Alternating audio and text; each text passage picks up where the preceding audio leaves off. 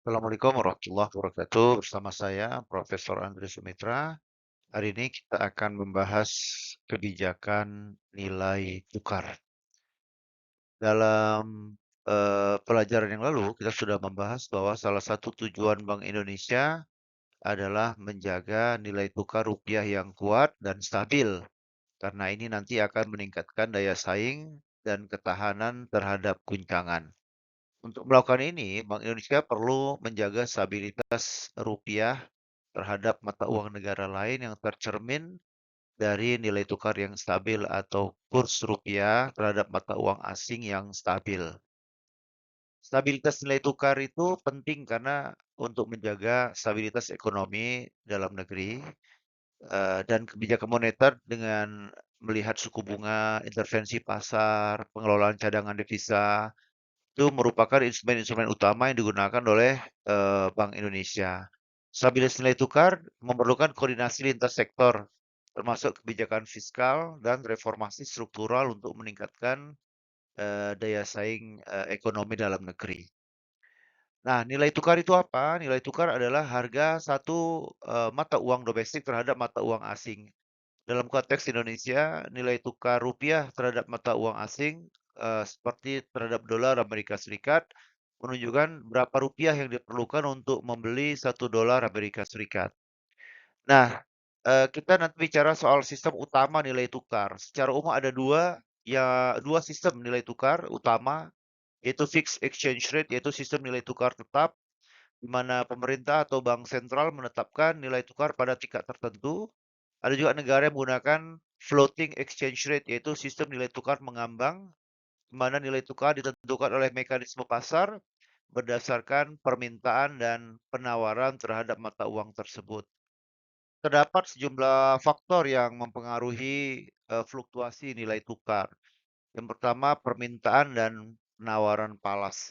Biasanya permintaan falas akan meningkat ketika Indonesia, sebagai contoh ya, perlu membayar impor, membayar utang luar negeri, atau perlu membayar investasi asing keluar.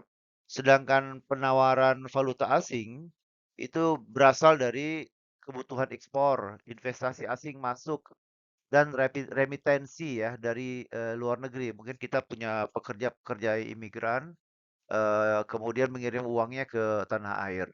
Yang kedua, nilai tukar itu fluktuasi bisa karena ada kondisi ekonomi dalam negeri. Ya mungkin naik turun tingkat inflasi, ya suku bunga domestik dibandingkan dengan suku bunga global, kemudian tingkat pertumbuhan ekonomi.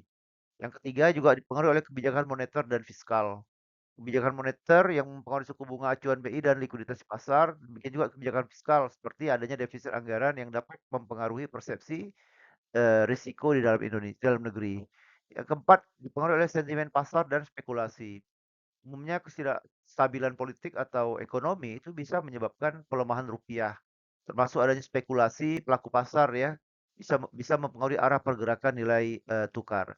Yang kelima, dinamika global juga mempengaruhi fluktuasi nilai tukar. Kenaikan suku bunga The Fed misalnya dari Bank Sentral Amerika itu bisa memperkuat dolar dan memperlemah rupiah. Kemudian perubahan harga komoditas seperti minyak ya dan gas itu juga mempengaruhi kebutuhan devisa dalam negeri dan nanti juga akan mempengaruhi perubahan nilai tukar.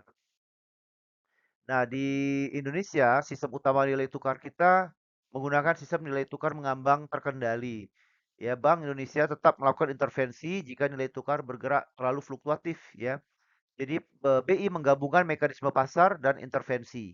Ya, nilai tukar rupiah diupayakan untuk tetap stabil dan sesuai dengan kondisi ekonomi domestik dan global. Nah, sistem nilai tukar mengambang ini merupakan sebuah sistem di mana nilai tukar rupiah terhadap dolar ditentukan oleh mekanisme permintaan dan penawaran, ya. Dan sistem ini didukung oleh sistem devisa bebas yang memungkinkan arus valuta asing keluar dan masuk tanpa kendala besar, sesuai dengan kebutuhan ekonomi domestik dan internasional. Nah, permintaan terhadap dolar di Indonesia itu terutama umumnya berasal dari kebutuhan ekonomi, seperti pembayaran impor barang dan jasa ya. Mungkin ada bahan baku, produk konsumsi atau teknologi yang dibeli dari luar negeri atau import. Kemudian kewajiban pembayaran utang luar negeri, baik oleh pemerintah maupun sektor swasta.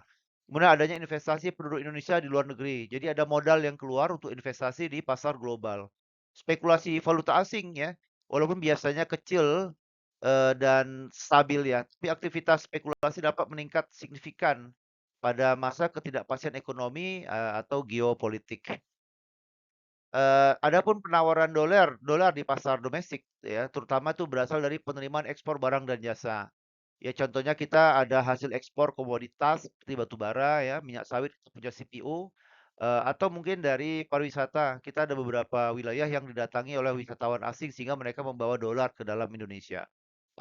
Bisa juga melalui arus modal asing ya, masuk ke dalam Indonesia baik dalam bentuk investasi langsung namanya Foreign Direct Investment (FDI), kemudian, pembelian obligasi pemerintah atau melalui utang luar negeri.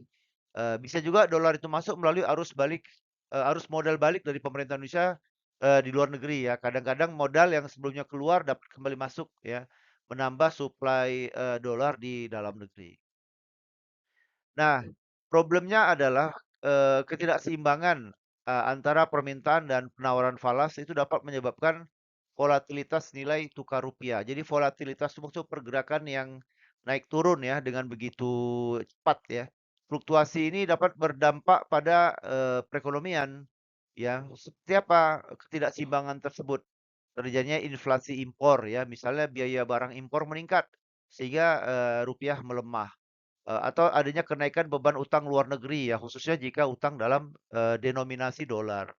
Kemudian adanya dampak pada daya saing ekspor. Ya, rupiah yang melemah dapat meningkatkan daya saing ekspor kita. Namun ini memerlukan stabilan untuk menjaga, kepercayaan pasar. Nah, ada beberapa faktor fundamental yang mempengaruhi nilai tukar rupiah, terutama kondisi neraca pembayaran ya. Jadi merujuk pada keseimbangan transaksi berjalan, ekspor dan impor, serta arus modal masuk dan keluar. Kondisi pasar aset juga mempengaruhi ya, likuiditas dan stabilitas di pasar uang dan pasar modal. Kondisi kesetaraan daya beli ya, antara mata uang yang mempengaruhi daya saing dan nilai tukar. Termasuk bisnis proses dan kelembagaan ya, keberadaan pasar uang dan pasar modal yang kokoh, eh, serta sistem perbankan yang aman, nah itu bisa mendukung perdagangan, mata uang. Nah, bagaimana peran Bank Indonesia dalam menjaga nilai tukar?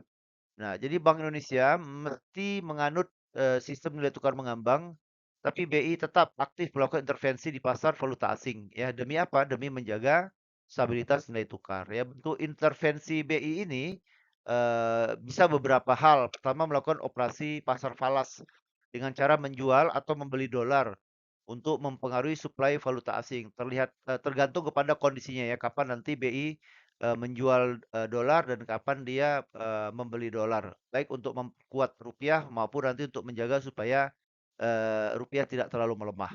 Kemudian pengelolaan cadangan devisa ya. Jadi BI menggunakan cadangan devisa untuk memenuhi kebutuhan valuta asing dalam kondisi tekanan besar. Jadi Bank Indonesia, juga menyatakan bahwa setiap kebijakan itu mengacu pada kondisi fundamental ekonomi untuk memastikan stabilitas, berjalan dalam jangka panjang.